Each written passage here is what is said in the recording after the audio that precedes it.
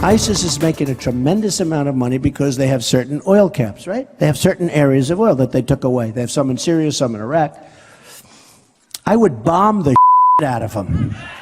Donald Trump earlier in the campaign on how he plans to defeat ISIS as the issue of how Trump plans to handle our national security takes center stage. Of course, there is now renewed scrutiny after 50 self-described Republican national security experts issued a scathing letter saying Donald Trump is a national security risk and that they will not vote for him. For more, let's welcome in former Army Ranger Nicholas Irving. Nicholas is the author of a new book. Goes along with his first one, the sequel called Way of the Reaper, My Greatest Untold Missions and the Art of Being a Sniper. Nick joins us tonight from Newsmax, New York. And Nicholas, congrats on the new book. We're going to get to it in just a minute.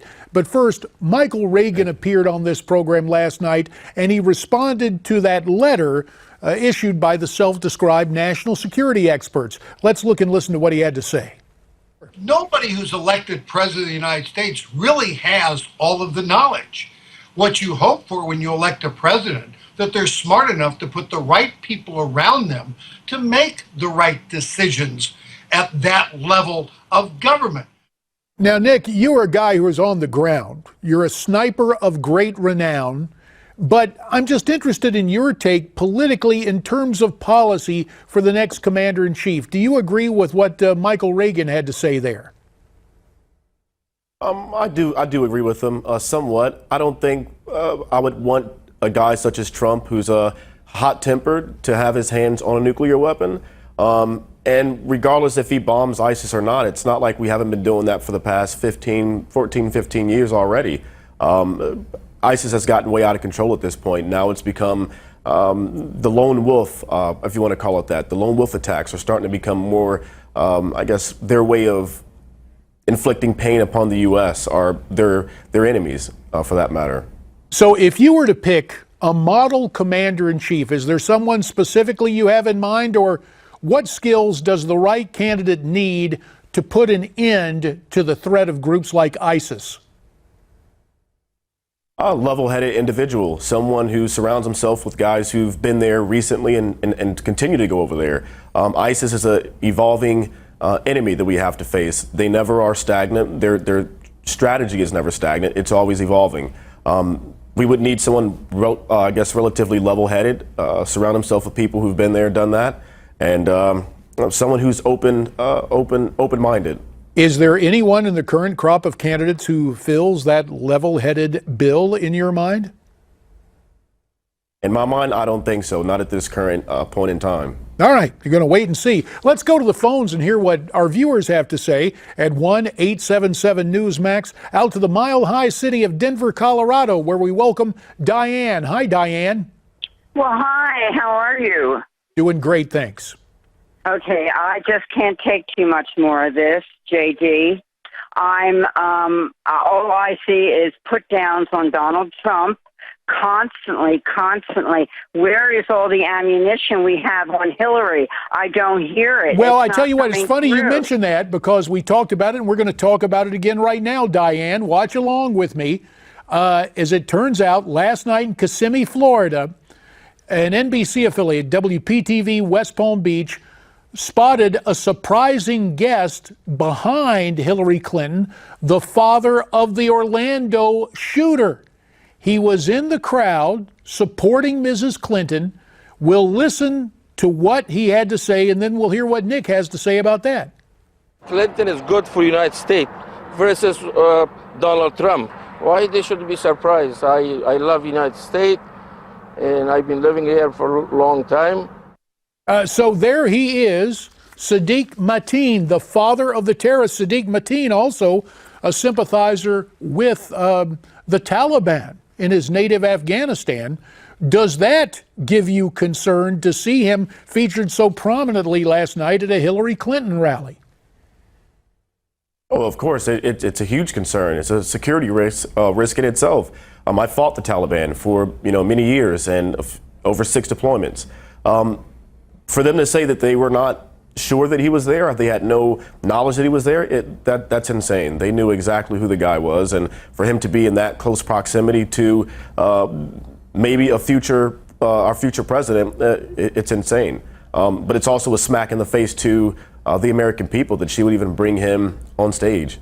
A sympathizer with the Taliban, our enemy. Let's go to Atlanta, Georgia, and see what's on Craig's mind. Hi, Craig. Thanks for having me on.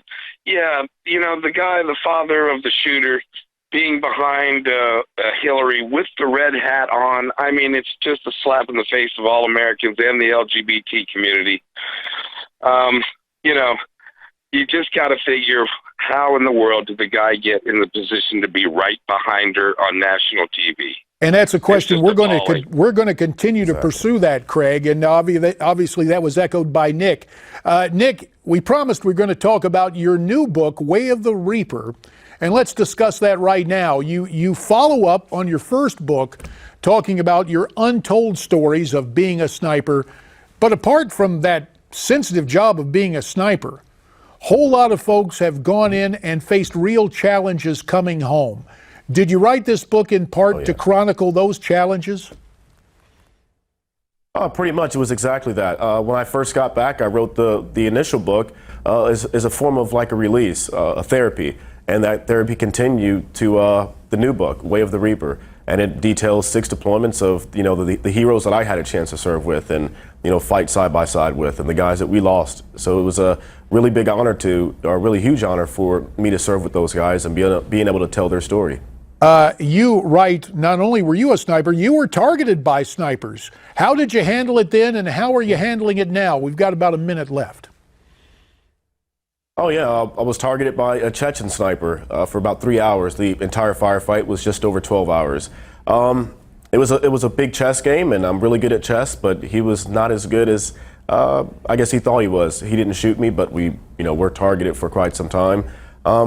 Found out a year later, after that engagement happened, that he ended up being killed by some of our guys. So it all worked out in the end. Very quickly, coming home, the VA, is it doing enough to help you guys who've seen recent action? 30 seconds. No. In a simple way to put it, one of my friends just texted me before this, and he's been waiting 3 years to get help. So that's about how that works. And we've got to speed that up. Would that VA folks gave help to our military as quickly as the course of this interview? It's gone by much too quickly. Nicholas Irving, we hope you'll come back and see us again real soon. Again, let's take a look at his new book, The Way of the Reaper. And our thanks to Nicholas Irving joining us tonight from Newsmax, New York. Now again, want to repeat this because it's important. If you watch us on DirecTV, our primetime programming lineup here at Newsmax TV is moving to channel 366 effective the end of this week. Truth be told, this program and our other primetime programming you can see there right now. So get in practice. Tune on over to DirecTV channel 366. Once again, that's channel 366. When we come back, the one and only Roger Stone. Stay with us.